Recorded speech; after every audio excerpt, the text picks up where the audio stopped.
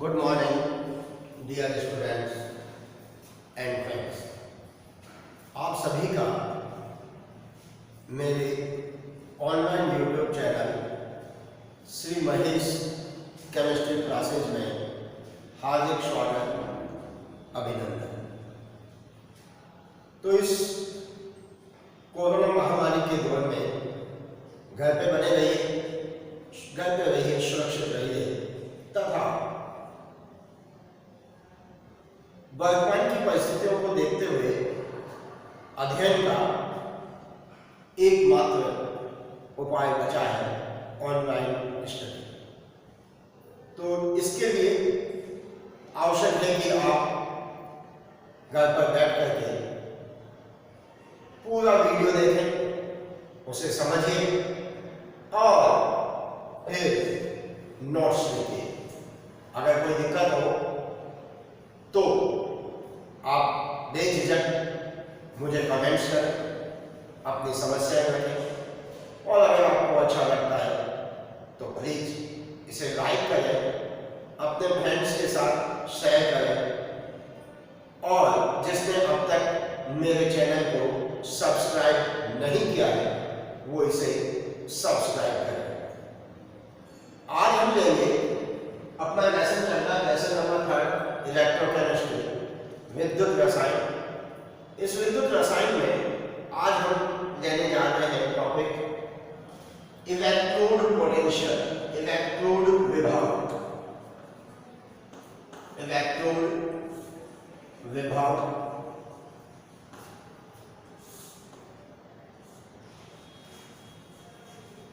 Electrode potential, electrode विभव। जैसा कि कल हमने गैल्वेनिक सेल के अंदर देखा था कि एक कंटेनर के अंदर कोई सॉल्यूशन फिलअप करके और उसके अंदर एक मेटल डिप कर देंगे। लेकिन ये ध्यान रखना है कि जिस धातु की छड़, जैसे कॉपर की छड़ इसमें डिप की गई है, तो उसके अंदर उसी मेटल आयन कंटेनिंग सॉल्यूशन होना चाहिए। जैसे कॉपर की छड़ है तो कॉपर +2 आयन युक्त सॉल्यूशन होना चाहिए, जैसे copper sulphate, copper nitrate, copper chloride etcetera कोई भी। तो इलेक्ट्रोड विभव की परिभाषा क्या है कि किसी धातु एवं उस धातु आयन युक्त मीडियम, जैसे इसके अंदर Cu+ और SO4 -2 आयन बनेंगे, तो किसी धातु एवं उस धातु आयन युक्त मीडियम के बीच उत्पन्न विभवांतर इलेक्ट्रोड विभव कहलाता है। तो इलेक्ट्रोड विभव की परिभाषा क्या हुई कि किसी धातु एवं उस धातु आयन, अगर यहाँ पर जिंक मेटल होंगे तो Zn2+ आयन कंटेनिंग सॉल्यूशन होना चाहिए। तो किसी धातु एवं उस धातु आयन युक्त मीडियम के बीच उत्पन्न विभवांतर इलेक्ट्रोड, उस धातु का या उस पदार्थ का इलेक्ट्रोड विभव कहलाता है। The potential difference between a metal and metal ion containing solution. The potential difference between a metal and metal ion containing solution is known as electrode potential. Electrode विभव कहलाता है। तो जब कभी भी किसी धातु आयन युक्त मीडियम में किसी धातु की छड़ को संपर्क में लाते हैं, कांटेक्ट में लाते हैं, तो 3 पॉसिबिलिटीज बनती है, 3 संभावनाएं रहती है। पहला क्या कि किसी धातु को उस धातु आयन युक्त मीडियम के संपर्क में लाने पर कोई रासायनिक अभिक्रिया नहीं होता, कोई केमिकल चेंज नहीं होता, कोई केमिकल रिएक्शन नहीं होती है, कोई रासायनिक परिवर्तन नहीं होता है। तो इस प्रकार के इलेक्ट्रोड को शून्य इलेक्ट्रोड, क्या नाम दिया गया? शून्य इलेक्ट्रोड, नन इलेक्ट्रोड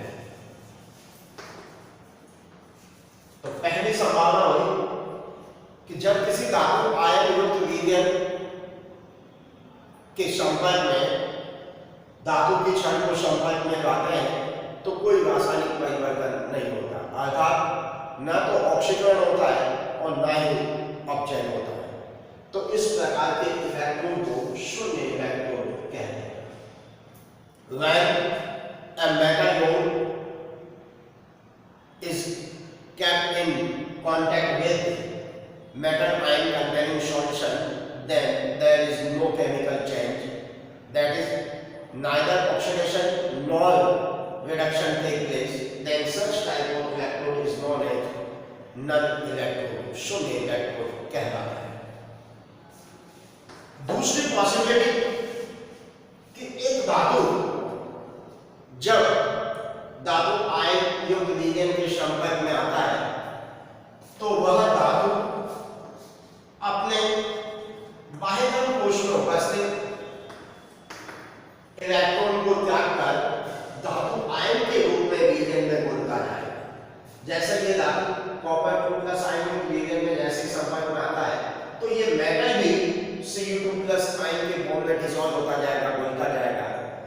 तो चूंकि धातु आयन के रूप में बदल रहा है, इलेक्ट्रॉन का निष्कासन हो रहा है, तो इसे ऑक्सीकरण की क्रिया होगी, इससे ऑक्सीकरण की क्रिया होगी और इस प्रक्रिया के दौरान उत्पन्न विभव ऑक्सीकरण विभव कहलाता है। When a metal ion is dipped in that metal ion containing solution, then metal may be oxidized by removing of electron in solution, then oxidation will take place and such type of potential is known as oxidation potential। जब कभी भी metal को metal ion containing solution में dip करते हैं तो एक possibility बनती है कि मेटल जो मेटल आयन के रूप में ऑक्सीडाइज हो जाए, ऑक्सीकृत हो जाए और इससे जो पोटेंशियल डिफरेंस उत्पन्न होगा मेटल और मेटल आयन के बीच में, तो इसको ऑक्सीकरण विभव, ऑक्सीडेशन पोटेंशियल कहते हैं। तीसरी पॉसिबिलिटी ये कि जो कॉपर 2+ आयन जो सॉल्यूशन है वो इलेक्ट्रॉन गेन करके मेटल के रूप में रिड्यूस हो जाए, अपचयित हो जाए। तीसरी पॉसिबिलिटी क्या है कि धातु विलयन में उपस्थित धातु आयन इलेक्ट्रॉन ग्रहण करके मेटल धातु के रूप में अपचयित हो जाए। मेटल आयन इन सॉल्यूशन में gain sufficient number of electron and reduced in metal, then such type of electron potential is known as reduction potential, then such type of electron potential is known as reduction potential। इस प्रकार के electron विभव को अपचयन विभव कहते हैं। तो कोई भी धातु जब धातु आयन युक्त विलयन के संपर्क में आता है तो ये तीन पॉसिबिलिटीज होती है, तीन संभावनाएं बनती है। तो हमने पढ़ा इलेक्ट्रॉन विभव, तो किसी धातु एवं धातु आयन युक्त विलयन के बीच उत्पन्न विभवांतर जो है वो इलेक्ट्रॉन विभव, the potential difference between a metal and metal ion containing solution is known as electrode potential। और ये इलेक्ट्रॉन विभव दो प्रकार का होता है। Electron potential is mainly of two types. Number 1 ऑक्सीकरण विभव और दूसरा अपचयन विभव। फर्स्ट ऑक्सीडेशन पोटेंशियल, ऑक्सीकरण विभव। तो ऑक्सीकरण क्रिया से प्राप्त विभव ऑक्सीकरण विभव कहलाता है। The potential obtained by the oxidation process is known as oxidation potential। और दूसरा अपचयन विभव, अपचयन क्रिया से प्राप्त विभव अपचयन विभव कहलाता है। The potential obtained by the process of reduction is known as reduction potential। अब एक और डेफिनेशन लेंगे हम।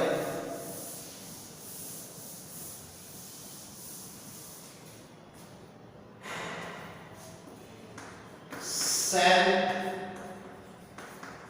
विभव और विद्युत वाहक बल, विद्युत वाहक बल या सेल विभव, सेल पोटेंशियल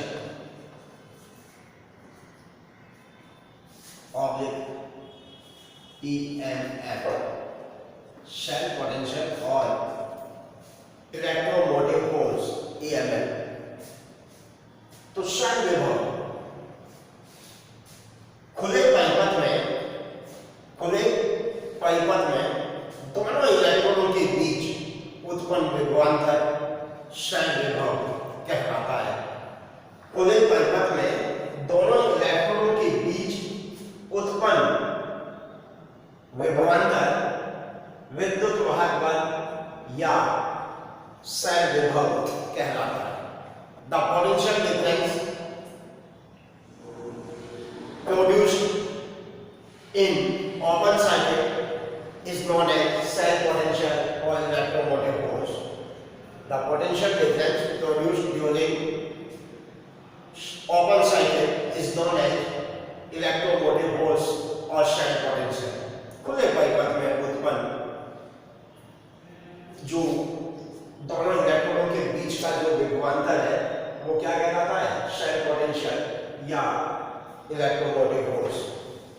खुले परिपथ से तात्पर्य यह है कि उस समय विद्युत परिपथ में धारा प्रवाहित नहीं हो रही है। ओपन सर्किट, तो ओपन सर्किट का मतलब सर्किट जब क्लोज नहीं है, और सर्किट क्लोज नहीं है तो कैथोड और एनोड आपस में कनेक्ट नहीं है, और जब कैथोड और एनोड आपस में कनेक्ट नहीं है तो इसका मतलब उस समय इलेक्ट्रिक करंट पास नहीं हो रहा है। तो खुले परिपथ में दोनों इलेक्ट्रॉनों के बीच का विभवांतर विद्युत वाहक बल या शेल विभव कहलाता है। The potential difference between both the electron when electric current does not pass, that is when circuit is open, then this potential difference is known as electromotive force or cell potential. दूसरा है विभवांतर।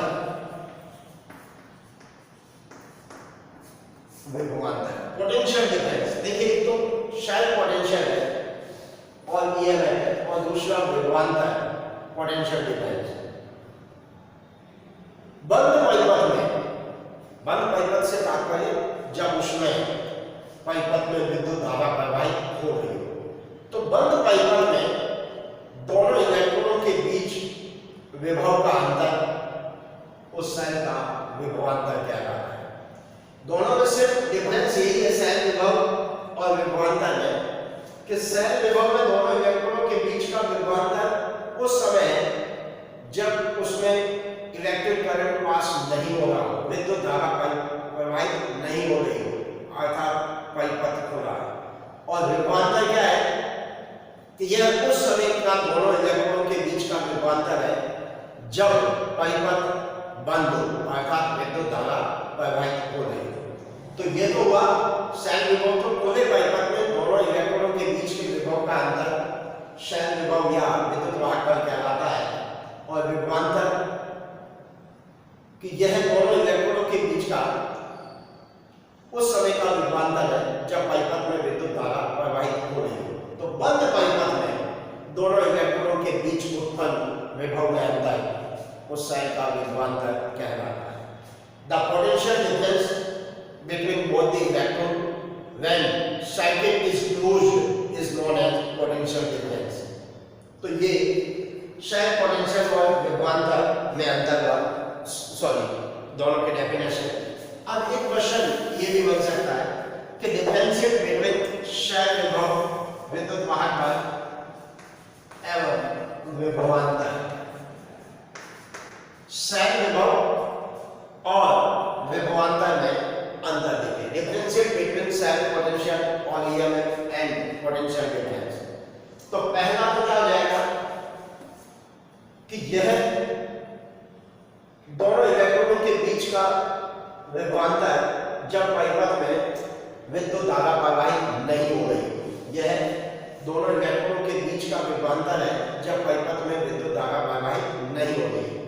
और विभवांतर में क्या हो जाएगा कि यह उस समय का दोनों इलेक्ट्रॉनों के बीच विभवांतर है जब परिपथ में विद्युत धारा प्रवाहित हो रही है, अर्थात परिपथ बंद है और यह अर्थात परिपथ खुला है। It is the potential difference between both the electrode when electric current does not pass, that is circuit is open, and it is the potential difference between both the electrode when electric current is passed, that is circuit is closed. It is when circuit is open and it is when circuit is closed. Second, जो cell विभव है यह cell के अधिकतम विद्युत वाहक बल के बराबर होता है। It is equal to the maximum EMF.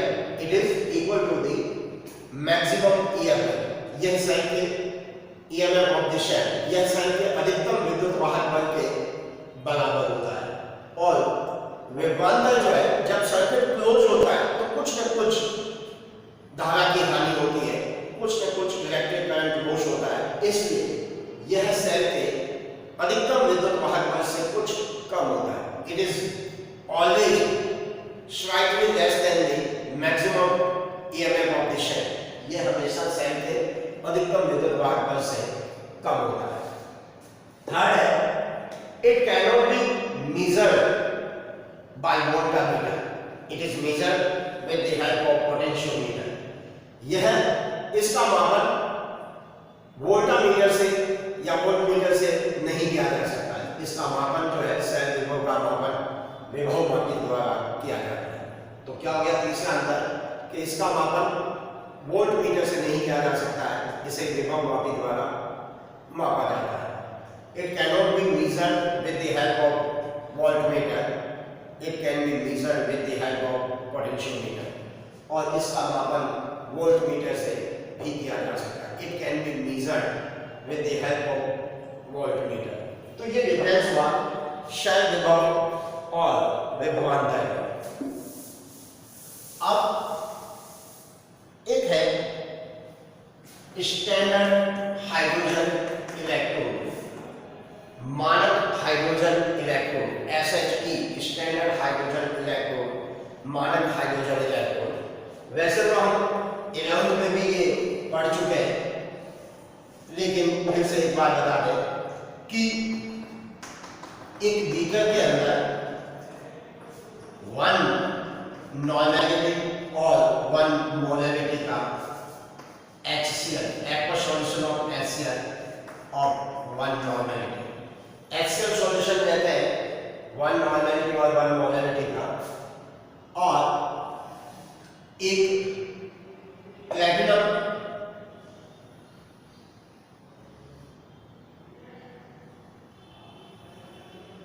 Wire लेते हैं, एक प्लैटिनम वायर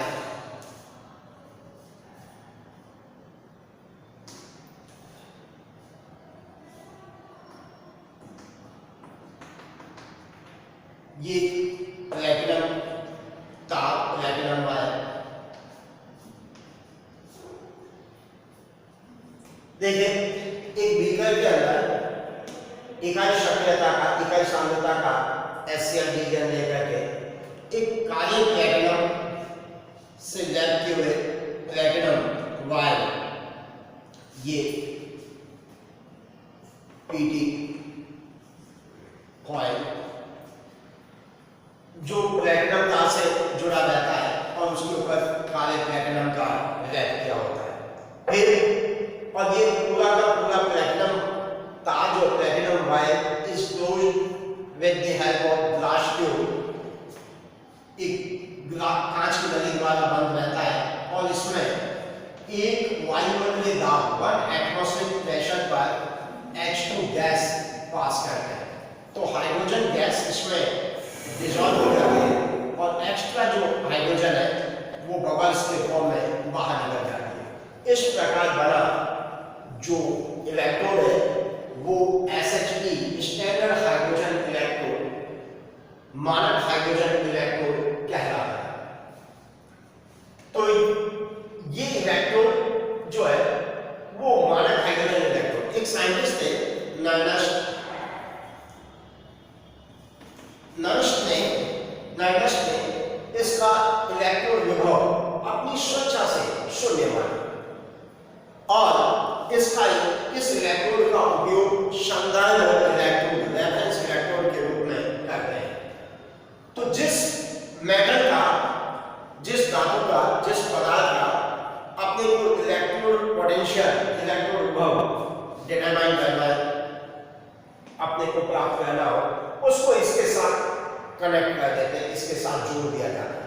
क्योंकि इसका इलेक्ट्रोड विभव अपने को पहले से पता है 0 है, तो जो पोटेंशियल डिफरेंस आएगा, सेल विभव जो आएगा वो उसी पदार्थ का इलेक्ट्रॉन विभव होगा। क्योंकि किसी भी संख्या में 0 जोड़ने पर या घटाने पर कोई फर्क नहीं पड़ता है, केवल उसका साइन बदल सकता है, चिन्ह बदल सकता है। तो ये मानक हाइड्रोजन इलेक्ट्रोड है। फिर से सुने क्या है कि इकाई शक्यता का यूनिट मोलैरिटी और नॉर्मैलिटी कंसंट्रेशन का HCl सॉल्यूशन लेकर के उसमें प्लैटिनम की एक कॉइल जो काले प्लैटिनम से लेकर के प्लैटिनम वाल से जुड़ी होती है और इस तार को कांच की एक नली ग्लास ट्यूब के अंदर बंद करके इकाई सांद्रता पर एक वायुमंडलीय दाब पर हाइड्रोजन गैस पास करते हैं। इस प्रकार बना इलेक्ट्रोड HCl जिसका नर्स्ट ने अपनी स्वेच्छा से इसका मानक इलेक्ट्रोड विभव 0 माना। जब ये इलेक्ट्रोड एनोड के फॉर्म में होता है तो इसका जो ग्राफिकल रिप्रेजेंटेशन है, इसका आलेख निरूपण है, वो इस प्रकार से H2 गैस 1 एटमॉस्फेरिक प्रेशर और H प्लस ये एक्वस 1 नॉर्मैलिटी और 1 नॉर्मल। और जब ये एनोड के फॉर्म में रहता था इसको इस तरह से, और जब ये कैथोड के फॉर्म में होगा तो ये H plus aqueous 1 normality H2 gas 1 atmospheric pressure और PdS सॉलिड प्लैटिनम फोर्स। तो इस प्रकार से ये एनोड के फॉर्म में होगा तो इसका प्रदर्शन इस प्रकार से प्रेजेंटेशन, और जब ये कैथोड के फॉर्म में रहेगा तो इस प्रकार से। किसी भी सेल का जो सेल पोटेंशियल, सेल विभव जो है वो इस फॉर्मूले से ज्ञात किया जाता है, E(R)-En। चूंकि राइट हैंड साइड में कैथोड होता है तो E कैथोड माइनस En। किसी भी सेल का सेल विभव, सेल पोटेंशियल या EMF is calculated by the following formula E(R)-En, E cathode minus E anode. That is cathode के इलेक्ट्रोड पोटेंशियल में से, इलेक्ट्रोड विभव में से एनोड का इलेक्ट्रोड पोटेंशियल घटाने पर, माइनस करने पर सेल पोटेंशियल या सेल विभव प्राप्त होगा। और मानक इलेक्ट्रोड विभव क्या होता है कि मानक ताप एवं दाब, मानक ताप का मतलब 298 केल्विन टेम्परेचर और मानक दाब 1 वायुमंडलीय दाब पर जब अभिक्रिया में भाग लेने वाले सभी क्रियाकारक पदार्थ और उत्पादों की सांद्रता, शक्यता इकाई है। When concentration of all reactants and products are unit, then at the standard temperature, that is 298 Kelvin temperature, and standard pressure, that is 1 atmospheric pressure, then the potential difference which is obtained is known as standard electrode potential। तो ये अब अगर मानक cell विभव प्राप्त करना हो तो ये मानक कैथोड का मानक इलेक्ट्रोड विभव माइनस कैथोड का एनोड का मानक इलेक्ट्रोड विभव, standard electrode potential of the cathode minus standard electrode potential of the anode will be equal to the standard cell potential मानक सेल विभव। धन्यवाद। तो बने रहिए मेरे YouTube चैनल से, और जो भी आपको समस्या है वो अपनी समस्या रखें, इसे वीडियो को पूरा देखें, प्लीज इसे लाइक करें, कमेंट्स करें, शेयर करें, और जिसने अब तक मेरे चैनल को सब्सक्राइब नहीं किया है प्लीज आपसे रिक्वेस्ट है कि आप इसे सब्सक्राइब करें। धन्यवाद।